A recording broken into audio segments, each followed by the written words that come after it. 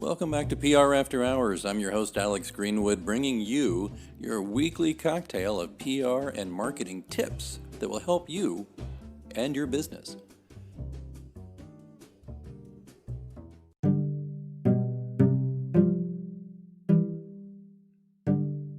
Stick around, we'll get started right after these messages.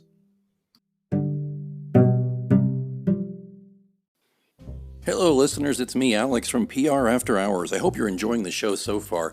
And I wanted to talk to you just for a moment about the way I get this show right into your earbuds every week. It's because I use Anchor FM. Now, I've told you previously that I've been podcasting since 2006, back when we used stone knives and bear skins and a couple of Dixie cups and string. Anchor FM has really streamlined this and made it simpler for people who don't know the first thing about setting up a podcast or don't have, time to learn all the pro tools and stuff, because it's all right here. First thing it's important to know is it's free. There are certain tools that will allow you to record and edit your podcast right from your phone or computer.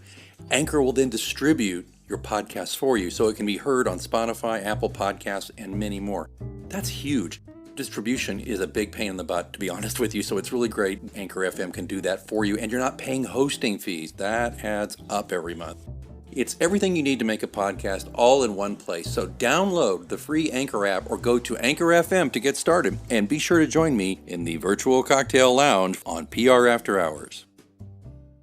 Well, it's no shock to frequent visitors to the virtual lounge that in my career as a journeyman PR professional, I worked in higher education. In fact, my first PR job was an associate at the University of Oklahoma Health Sciences Center in Oklahoma City. And eventually, I worked my way up and became the director of marketing and PR media services and to a large degree was the right arm to the president of a small college in southeast Nebraska. And you know what? It was the time of my life. That one in particular, being the director and running my own shop and having my own staff, that was it. And that is why when I saw this great new book out there about higher ed PR, I just had to learn more. And that's why I am so excited to welcome Marc Whitt to the show. Marc is the Director of Media and Strategic Relations at University of Kentucky. He's the author of PR Lessons Learned Along the Way, Strategies, Tips, and Advice for the Higher Ed and Nonprofit Public Relations Professional. That's published by Cherry Moon Media in June of 2020.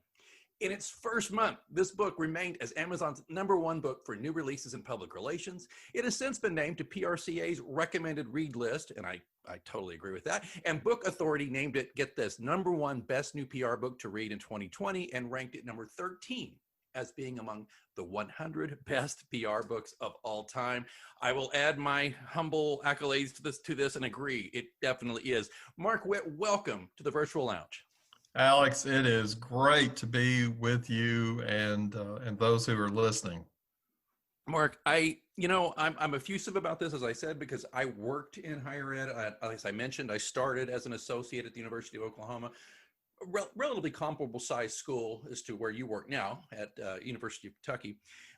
And I was kind of learning there. I was very much the green PR guy, which you talk about when you start your career. But then I got to that point, that wonderful moment that you talk about so much in the book, about when you're finally handed the keys to your own shop. And it's both thrilling and terrifying. Oh, it certainly is. I remember when I landed my first big director's position, was excited, obviously, ready to go. And the very first morning after the previous day's hoopla and excitement and celebrations, all that had somewhat died down when I came in early the next morning. Nobody was in the office. I was the first one to get there, so I had to make the coffee. And as I sat down at my desk, the importance and perhaps a bit of the load of the responsibility hit me. And so part of the reason that I have written this book is for that individual who perhaps is in that same position, that they have just landed their very first big time job, whether it's at a college or university or perhaps with a nonprofit organization.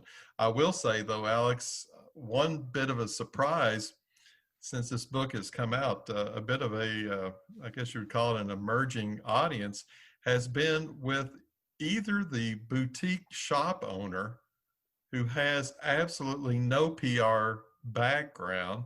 I've heard from a couple of people who said, I have no PR background experience. We've just opened this shop, and this book has really helped me. So I've appreciated it, but it certainly wasn't intended for that. But PR is so much a part of everything that we do.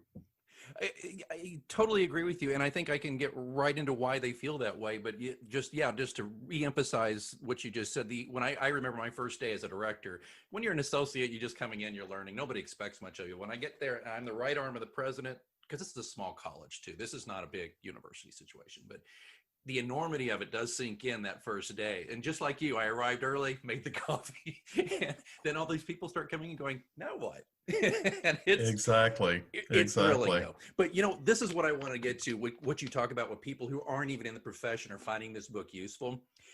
And I think the best way to get at that, and if you don't mind me putting you on the spot, is if you could just tell me a little bit about your grandfather and the service mentality that you have. I'm just, please share that with everyone if you would.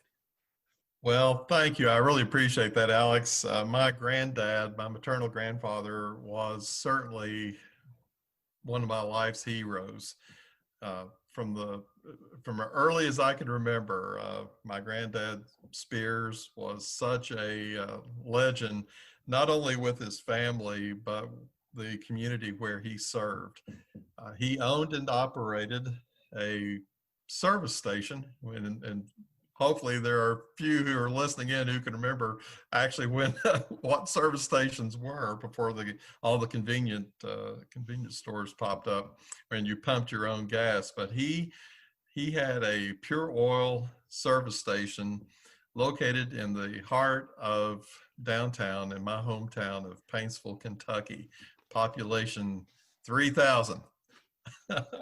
And boy, the lessons I learned from him. I will say I never will forget the very first day I came to work, and I worked for him during the summers when I was in high school. So the very first day that I came to work, I had a pair of cutoff shorts, sandals, and a t-shirt. And when I showed up, he looked at me and he said, Marc, I thought you were going to start working today. And I said, well, yes, I'm here.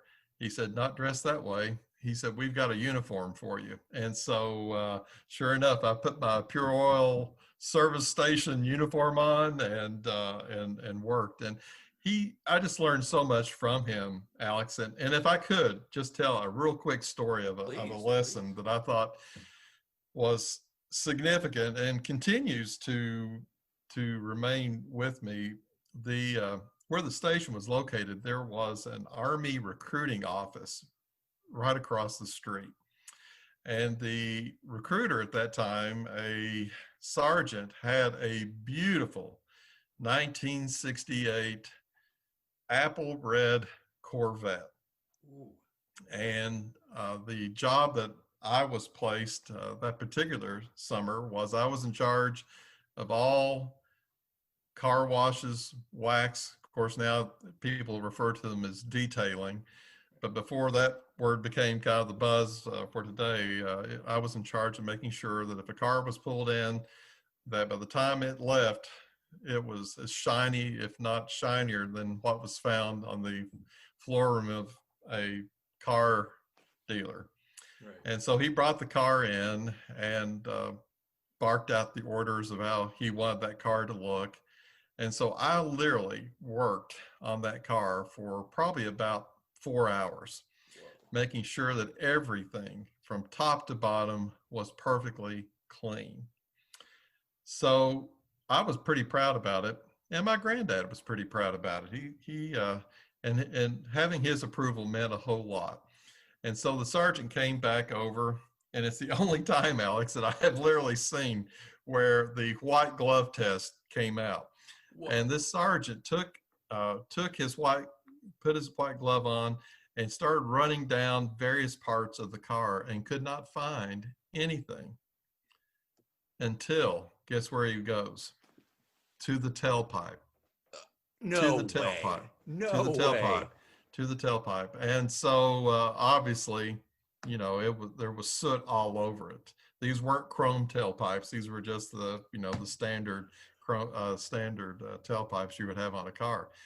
And he literally got in the face of my granddad, who had a great personality, but he was also, I think he was somewhere related to Socrates because he could be very philosophical too.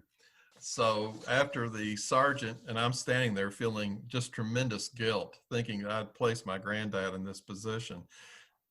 The After the sergeant had given him a good blistering and all that, the immediate reaction that my grandfather had was very positive. He looked at him and he said, "You know, we apologize for not delivering the kind of service that you expected. So this is what we're going to do. We're going to do this job over again. We're not going to charge you a single dime. And we want you to leave here as a satisfied customer." He never put me down. He never said, "Well, this grandson of mine just fell short." He took full responsibility. Yeah. And guess what happened? Well, that car came back better than ever, and that customer came back over and over and over again. So, to have that kind of experience all 4 summers of your high school working side by side with your granddad like that, it was unbelievable, unbelievable. And that's something you mentioned in the book is he did not argue with the customer. No, That's not no part of his makeup. excuses, No no excuses. excuses. Yeah, even if they're being unreasonable, he found a way to deal with unreasonable people by increasing the level of service and moving on. I mean, you don't say anything about maybe somebody so irrational that he had to say, "I can't work with you." He always seemed to find a way. And to further that point, the other thing that impressed me, maybe not at the time, but later Yeah. after I thought about it, was that after the sergeant walked away, rather than turning to me or turning to a couple others who worked at the station and to make a comment like, "Boy, can you believe that guy? Who's he think he is?" No, not a single negative word. He looked at us and he said, "Okay, we've got a job to do. Let's get it done." And he was really excited about it. And we believed that we could be better than we were before. And so, here again, positive lesson that, you don't have to be necessarily a professional public relations person to learn from something like that, because that is applicable in so many, if not all, of our professional lives. Mark, and that I want to get into the actual structure of the book in a moment, but I just had a few top level things here. But it's important, I think, for listeners to understand you do have a servant mentality, I believe, with how you conduct yourself as a professional, and I think that serves you well and serves your client, who is your employer. But if you consider your employer client, right, and the various stakeholders you have to work with in what you do at the university. But one thing that I was thinking about was you made the distinction between public relations practitioner and public relations professional. And I just think we kind of just can ease right into that from this story. Can you tell us where you are on the practitioner versus professional and why? Well, I know some might be saying, "Well, that's just a merely matter of semantics." But I would argue that for those of us who dig really deep into this work and are about constantly improving the art and craft of our profession, that we seek to be professionals. Practitioners, to me, and I know this is just one man's opinion, but practitioner to me, as I pointed out in the book, tends to be somebody who perhaps is just seeing to the tactical objectives of the work. But for the public relations professional, this is a person who understands the strategic, the deep business side of our work, understanding the importance of networking, and obviously what the bottom line is for anything we do, the absolute importance of relationships and relationship building and maintaining those, regardless of latest fad, whatever the trends are. It always comes back to that, building and maintaining the relation. So what I heard too, and you tell me what you think of this, but what I heard too was because I've seen this throughout my career. Now, my career, I'm building on about 27 years in the business, 10 of which, almost 11, where I run my own shop. But the point being, there's often, at least I have found this, public relations professionals have to occasionally, not occasionally, often have to kind of earn the respect. There's some people can walk into the boardroom. There's the president, and then there's the VP of the financial people and the bursars people. All those people, it seems like they seem to me had instant credibility, but PR people seems to often have to earn credibility first. And what I'm hearing from you is that by going with a professional mindset rather than a practitioner mindset, you are instantly saying, I know what I'm doing. I am a professional. I am credible. Whereas if they see you as somebody who's purely tactical, you look a little more like a functionary. Sorry, it took a long way to get around to that point, but is that kind of what you've seen? Or There have been several surveys that have been done with college and university presidents and nonprofit organization CEOs about this kind of difference. And in almost every one of those studies that I have read, the good news is that the tactical objectives of our work, like preparing that all important press release, or preparing for the event of some kind, or turning out a media advisory, or designing a publication of some kind, or editing the newsletter. All of those are obviously very, very important. And the presidents, CEOs of both nonprofits and higher education have given us high marks for doing really outstanding jobs on that. But where they want to see the greater growth is becoming bigger about being better at strategic communication and advising them accordingly. And so that's part of the argument that I make in this book. It allows us to be able to shoot, all of us to shoot for a goal. yeah, that's one thing I say all the time to prospective clients is say, well, tell us what you can do for us. And one of the, and they do want to hear all those tactical, like those lists, right? But the one thing I say too is I can help you see around corners. And they're like, what? See around corners? But that's just my kind of folksy way of saying strategy. I'm strategic. I can look at the big picture for you because on my level, of course, this happened too when I worked in higher ed. Departments focus on departments. They focus on what's in front of them. They've got, but I think you're most used to your president or your chancellor, whoever you work for, your provost. You're most used to them, besides the tactical stuff, is helping them see the big picture and also being a sounding board. This is something I really developed in higher ed that I've used with corporate clients and others, is being kind of a devil's advocate, but making sure that the president gets reflected back to him what I think, based on my experiences and my professional abilities, the public might say, or your other stakeholders might say to an initiative, or even just something as simple as a speech. So I think that's a real benefit, Marc, to think of it that way. And so as we look at the book, now a lot of this stuff is through years of writing for University Business Magazine, correct? That's correct. That's correct. Okay. You want to give us a couple of minutes on just why the book? Because I mean, I already know why the book, because it was necessary, but why you? What did you think? What made you want to write this book the most? Well, taking a look, so many of the there's just a ton of terrific books that have been written for the profession and continue to be written for the profession.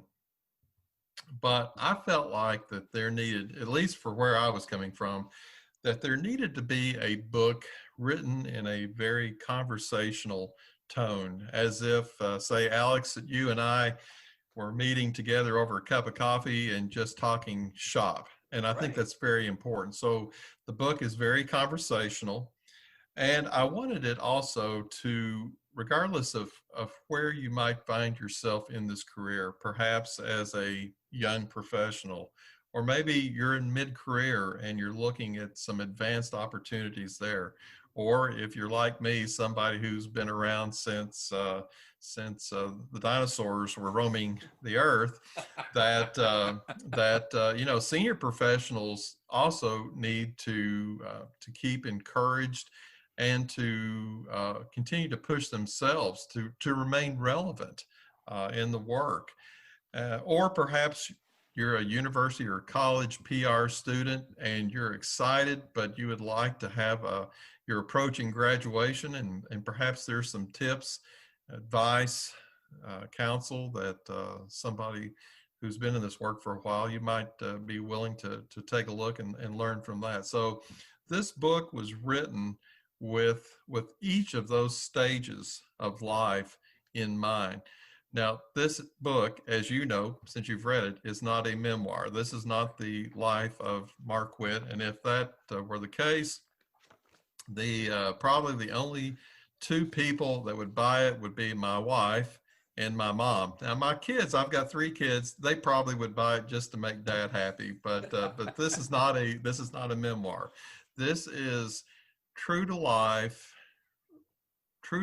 experiences that that each of us, if we haven't already gone through, we will go through, Right. and how we come out. So I seek to inspire, to encourage, and to challenge the professional wherever they are within that spectrum of the profession.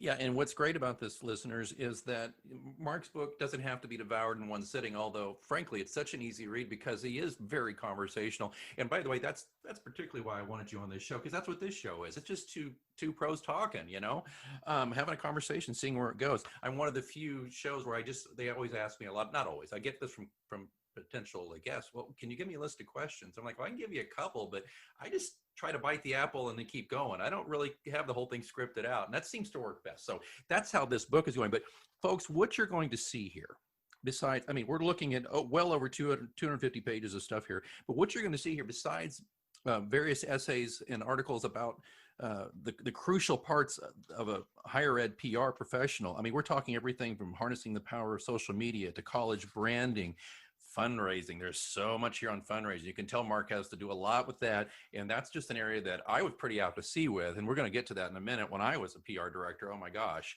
But what I love too, is in between, he has these great quotes. Like, this is one of my favorites, and I'm sure everybody will agree. Drink coffee and plenty of it. Amen. There you go.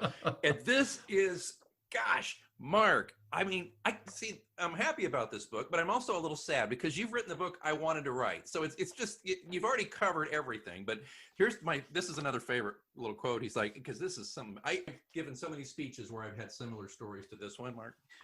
Before a news conference, always brush and floss your teeth and make sure your zipper's zipped and buttons buttoned. Just saying. There's probably somebody listening today saying, "Are you serious?" Let me tell you something, folks. Even though that's a known, I have literally had some dear friends of mine who that has happened, and just to spare you the embarrassment, it had to be in the book. But I've had obviously there are several other nuggets that I've got in the book, like for some of mine that I think that perhaps are some important takeaways would include make yourself indispensable, or something that I think you, Alex, would agree, maintain a good sense of humor. You have to. We certainly need to have that. Another one I think is very important is it's not desk relations, it's public relations.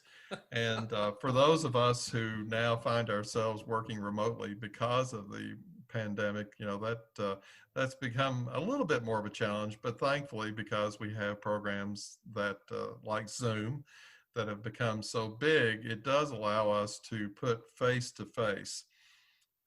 So while we maybe can't be with that person and pull away from our desk, we still need to remember that it is, as I had mentioned earlier, all about relations and building that. And then maybe two others that I'd like to maybe mention. Please. Is that to lead by example, because integrity and character always come first. And there will be times, regardless of who you are, where you are in your career, there will be times where, whether it's intentional or not intentional, your integrity and character can really be challenged. And so you always need to remember the very first rule of public relations is that integrity comes first. And then maybe the last thing I would mention is that regardless of the title or position you hold, lead from where you are. So I think that's an important lesson, that you can be a leader. You may not have the what you may think in your mind is the all-important title or position, but you're important, and that's a point that I, as you know from reading the book, that I try to make throughout the pages. It's absolutely true. I fully believe that character is destiny. If you do things of low character or do things that make you untrustworthy, you're not going to make it in this business. Because if the news media decides, hey, this guy, he's trying to move things out of the way, he's not really telling me the truth, that will catch up to you eventually. And then I also believe you really can't manage people well in the long run if you don't have character and integrity. So I love that reinforcement, and I think it's important for young people in particular, practitioners, to understand that and hear that. Frankly, not putting too fine a point on it, we need leaders like yourself who can say to us, you know what, it's not corny and it's not goody-goody to be a good guy. It's just not. So that's right. I mean, character, integrity, number one.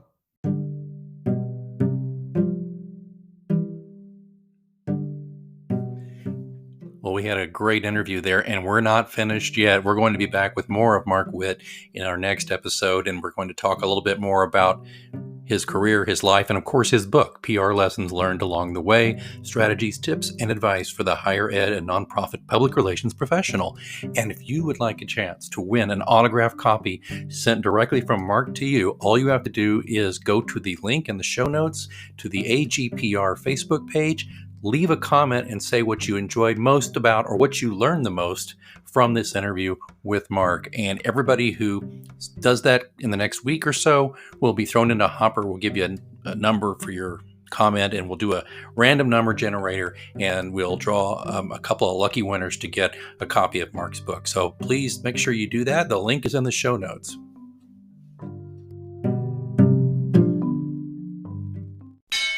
Oh, you know what that means? Looks like it's last call here at your virtual lounge for PR news, views, and interviews. Don't forget, you can ask me a question anytime. You can do it through our Twitter account, which is @HoursPR, or even better, you can send me a message vocally. I would love to hear your voice, and I'll answer it on the show. There's a link in the show notes. All you have to do is sign up through Anchor FM. It's free, doesn't take long.